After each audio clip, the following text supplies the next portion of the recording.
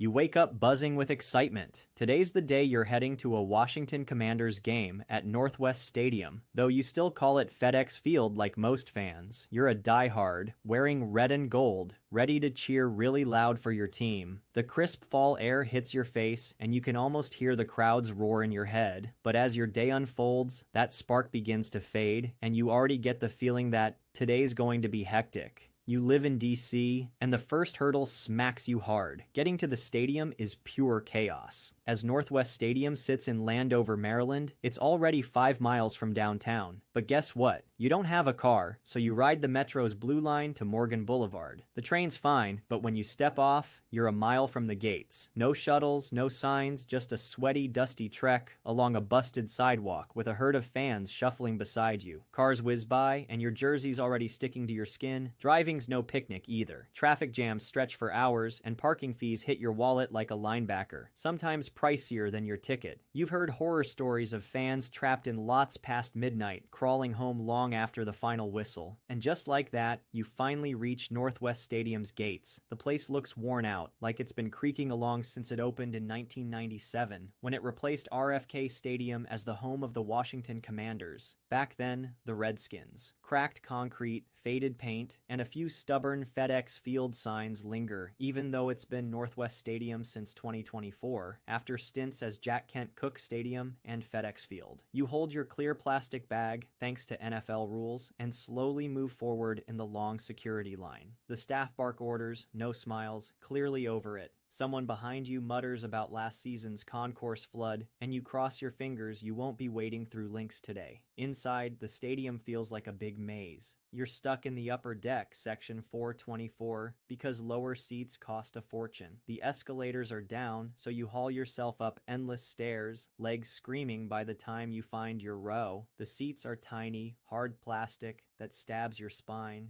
You squint at the field, but the players are specks, like ants in pads. The big screen messes up, and the speakers crackle, making the announcer's voice hard to understand. You lean toward the fan next to you, a fellow lifer, and grumble, "This dump hasn't changed since I was 10. He points at a rusty railing nearby. "Hope that holds better than the one in 2021, he says, half laughing. You chuckle, but now you're wondering if your game day gear should have included a hard hat. The game kicks off, and you try to get pumped. You yell, wave your towel, but the vibe's flat. The stands are half empty, the crowd's cheers limp. Eagles fans in neon green jerseys swarm whole sections, their taunts louder than your chants. You spot a guy in a full eagle costume, flapping like he's auditioning for a zoo, and mutter, "Great, now we're losing to a Birdman too."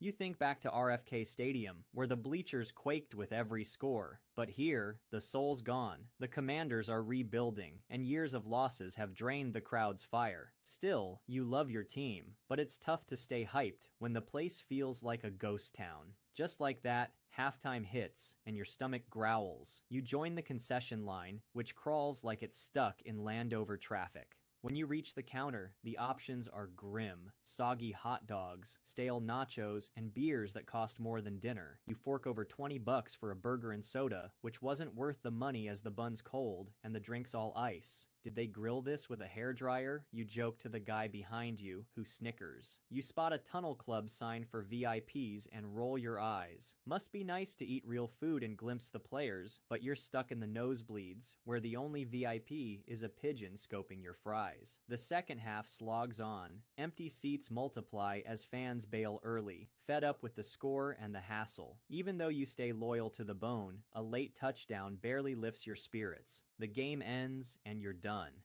Getting out is a nightmare. The crowd jams the exits, and you're wedged in, inching toward the lots. Someone shouts about a trash heap spilling over near Gate A, and the stench hits you like a cheap shot. You nudge the fan beside you and quip, "Think they're saving that for next game's halftime show?" He laughs, but you both know it's not far off. The Metro's a zoo, and you barely cram onto a train, standing the whole way. As you rumble back to DC, you stare out the window, Northwest Stadium fading behind you. You love the Commanders, but this place makes it hard to show it. It's old, crumbling, and stranded in the middle of nowhere. However, people say it will be torn down and replaced with a new stadium that can hold 65,000 people by 2030, maybe at RFK, where the Magic once lived. That hope flickers in you, but for now, you're stuck with this, a game day that's more chore than joy. You tug your jersey tighter, still proud, but one thought lingers. Being a fan shouldn't hurt this much.